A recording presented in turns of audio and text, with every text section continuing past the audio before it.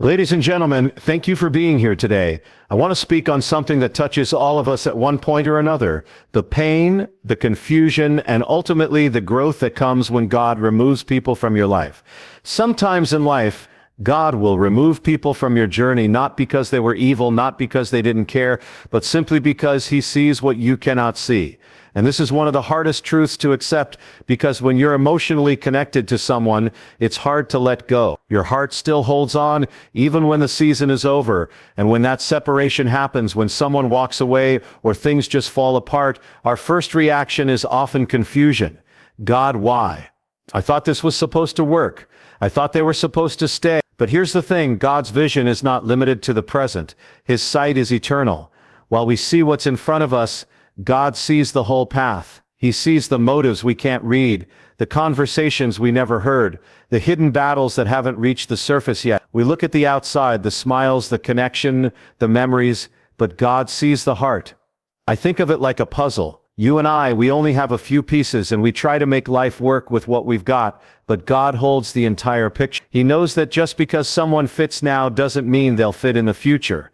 Just because it feels good in the moment doesn't mean it's part of the long-term plan. And sometimes the very person we're holding on to is the one who would limit our growth, delay our calling, or damage our peace in ways we haven't even imagined yet. So when God removes someone, it's not rejection, it's protection. That's a perspective shift we have to embrace. We may not like the pain that comes with separation, but when God closes a door, it's often because He saw something behind it we didn't. There was a time I had a close connection with someone I thought would be in my life for the long haul. Everything looked right: the vibe, the alignment, the timing. It all made sense on paper, but slowly, things started to change. Conversations felt off, misunderstandings kept happening. It felt like I was holding on tighter while they were slipping away. And let me tell you, I prayed. I wrestled with God. I said, if this is meant to be, fix it, restore it, bring them back. And instead, silence, more distance, more separation.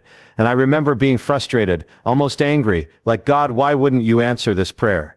But in hindsight, I think, because what I didn't see then were the areas where that relationship would have caused compromise. I didn't see how it would have distracted me from purpose or diluted the voice God was trying to develop in me. He saw the weight that would have come with keeping that connection alive, a weight I wasn't designed to carry. He removed them not to punish me, but to prepare me, to protect the version of me I hadn't yet become.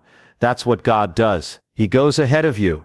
He knows what's sustainable and what's not. He knows who can walk with you into destiny and who would pull you off course. Some people are blessings, yes, but only for a season, and when that season ends, God steps in. And when He steps in, it can feel like disruption. But what we call disruption, heaven calls direction.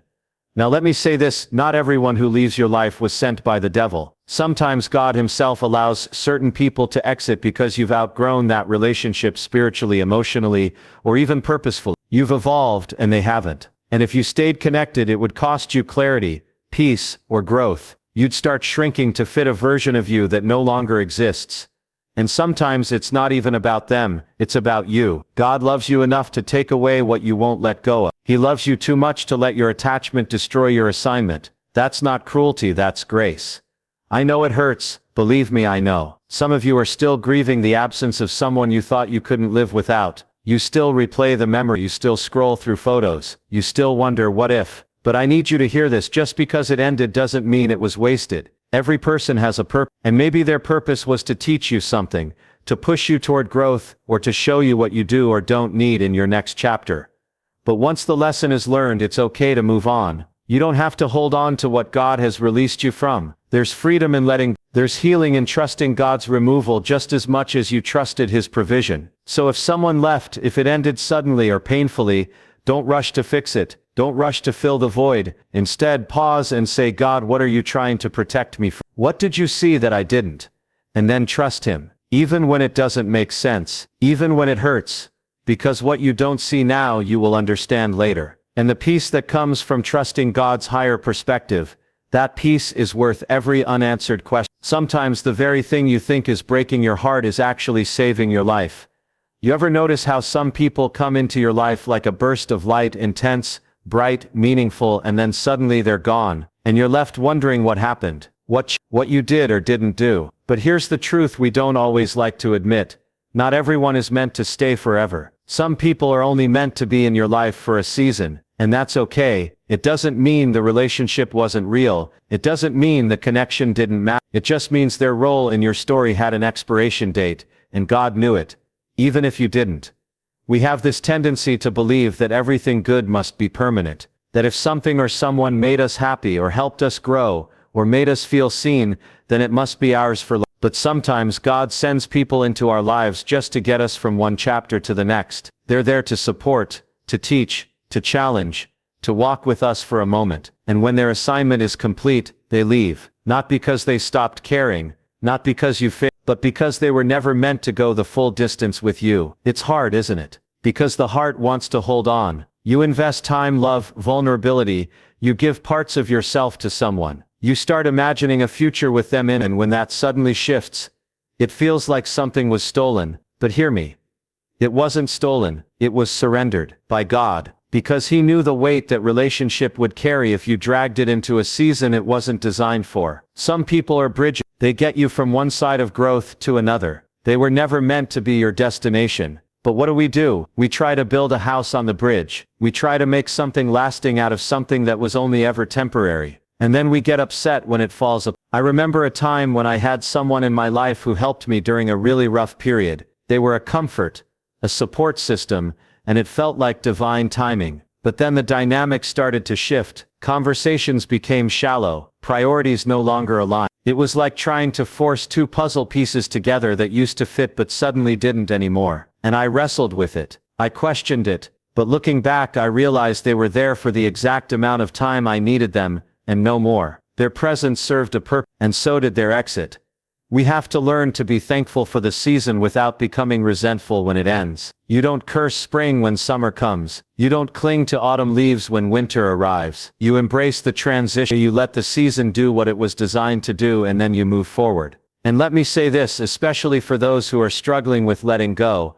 Just because someone's season in your life is over doesn't mean their impact disappears. People can leave and still leave behind seeds of wisdom, of growth, of healing. And those seeds, they'll keep blooming in your next season, even if that person isn't there to see it. It's not about forgetting people. It's about releasing. It's about saying, God, thank you for what they were in my life, and thank you for showing me it's time to let go. You honor their part in your story, but you also honor your future enough not to anchor it to the past. You see, when we hold on to people who are no longer meant to walk with us, we delay what God is trying to bring next. You can't receive the new thing if your hands are still clinging to the old one. And I think sometimes God doesn't bring certain blessings not because we're not ready, but because we're still too attached to what's expired. Some of us are praying for next level purpose, next level peace, next level relationships, but we're still trying to drag people with us who are only meant to get us through level 1. God says, I've got something greater, but you've got to trust me enough to leave behind what I've already released you from. And I know the temptation, especially when the person leaving wasn't toxic, wasn't harmful. Maybe it was a good relationship, a healthy friendship, a beautiful connection. But even good things can become weights when you carry them past their time. Even good things can hold you back if they're not God things for your future. So what does this mean for us? It means learning to live open-handed. It means valuing people, loving them fully, appreciating them deeply, but not idolizing the connection to the point where we can't function without it. It means learning to say goodbye with grace instead of bitterness, trust instead of fear, peace instead of control. And maybe, just maybe, the reason you feel so stuck isn't because God's not speaking, it's because you're still holding on to people He's already let go of. You're still texting people He's removed, still trying to fix relationships He allowed to break. And all the while God is whispering, let it go, I've got something else, trust me. Some people were only ever meant to walk with you for a while, and the sooner you make peace with that, the sooner you'll start walking in freedom. Let go with grace, let God fill the space. You know, when we ask God to grow us, to mature us, to take us deeper into our purpose, sometimes we don't realize what we're really asking for. Because growth doesn't just come through peace and progress. More often than not, it comes through pressure. It comes through pruning. And one of the hardest parts of that pruning process, separation. The truth is, you cannot grow into who God is calling you to be while staying attached to everyone and everything from your past. At some point, growth requires separation. It's not personal, it's purposeful. But we often take it personally, don't we? When someone leaves, when distance creeps in, when that bond isn't what it used to be, we feel like we did something wrong. We question ourselves. We wonder why they're pulling away. But sometimes the separation isn't about something going wrong. It's about something going right. God is maturing you, elevating you, calling you to a higher place. And to get there, He has to remove the weights that can't go with you. It's just like when God called Abraham. He told him, "Leave your country, your people, your father's household, and go to the land I will show you." That was a huge ask. God was saying, "I'm taking you somewhere, but you can't bring everybody with you." And even when Abraham tried to bring Lot along, that relationship eventually became strained. There was conflict, confusion, and only when Lot left did the next part of Abraham's journey unfold. That's not coincidence. That's divine timing. God waited until the separation to unlock the next season. And it's the same with us. We all have lots in our lives. People we're familiar with, people we care about deeply, but people who aren't meant to be part of the full journey. And as much as we want to take everyone with us, God knows who belongs where, and for how long. Some people are tied to your past, but they can't support your future. Their mindset doesn't align with your mission. Their values don't align with your vision. And if you try to force them into a chapter that wasn't written for them, the tension will tell on you. You'll feel it in your peace. You'll feel it in your spirit. Here's something we don't talk about enough. Not every relationship is healthy for your growth. Some people are too comfortable with your old self. They loved the version of you that didn't have boundaries, the version that tolerated dysfunction, the version that stayed small so others could feel big. But now that God is stretching you, healing you, calling you higher, that same crowd starts to feel distant. Not because you're better than them, but because your calling is leading you in a different direction. And that's okay. You can't keep growing and stay comfortable at the same time. And sometimes what's holding you back isn't the devil. It's the fear of disappointing people who were only meant to be in your life temporarily. We stay in places we've outgrown because we don't want to hurt feelings. We keep investing in relationships that no longer align because we're afraid of being alone. But hear this, comfort can become a cage if you let it. And God loves you too much to let you stay stuck in a place He's called you out of. It's not just about people either. Sometimes God has to separate you from environments, routines, and habits that are incompatible with the growth you've been praying for. You've been asking for peace, but surrounding yourself with chaos. You've been asking for purpose, but staying in circles that drain your passion. And so God starts cutting, quietly, strategically, gently, but firmly. And at first, it feels like you're losing everything. But over time you realize He's not taking things from you, He's making room. You can't carry new blessings while you're still clinging to old baggage. You can't walk in your next level with your arms full of things from your last one. And so the pruning comes, the separation happens, and it feels uncomfortable. But that discomfort is evidence that something is shifting, that God is preparing the soil of your life for deeper roots and greater fruit. Some of you have been feeling isolated lately.